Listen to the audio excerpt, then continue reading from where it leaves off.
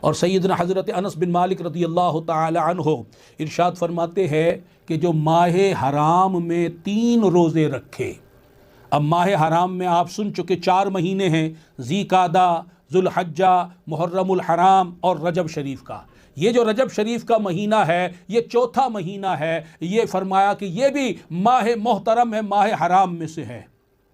جو اس ماہ حرام میں 3 روزے رکھے، ماہ حرام میں 3 روزے رکھے، تو فرمایا کہ اللہ تبارک و تعالی اسے 900 برس کی عبادت عطا فرمائے گا، اس کے لیے 900 برس کی عبادت کا ثواب لکھا جائے گا. حدیث پاک بیان کرنے کے بعد صحابی رسول حضرت انس بن مالک رضی اللہ تعالی عنہ ارشاد فرماتے تھے کہ سمت اذنایا ان لم اکن سمعتہ من رسول اللہ، اگر میں نے یہ فرمان رسول اللہ صلی اللہ علیہ وسلم سے نہ سنا ہو تو میرے کان بہرے ہو جائیں. اتنے وثوق کے ساتھ یہ بات ارشاد فرماتے تھے.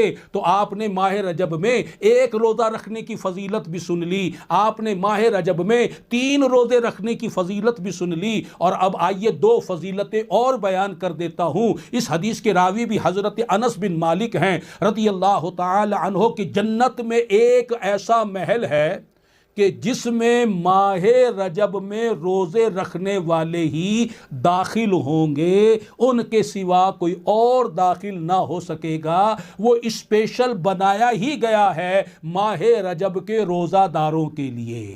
سبحان اللہ سبحان اللہ. اور دوسری روایت ارشاد فرمایا کہ رجب جو ہے، بے شک جنت میں ایک نہر ہے جس کا نام ہی رجب ہے.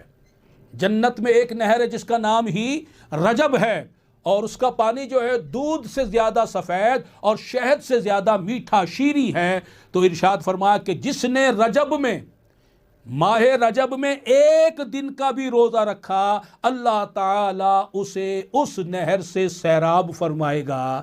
غور تو کرو، سیراب کب فرمائے گا؟ جب وہ جنت میں جائے گا. کہ نہر تو جنت میں ہے تو وہ جنت میں جائے گا تو سیراب ہوگا. گویا یہ ماہ رجب کی جو عبادت ہے، یہ روزہ رکھنا جو ہے، اس کے لیے جنت میں جانے کا ذریعہ بن جائے گا انشاءاللہ تعالی.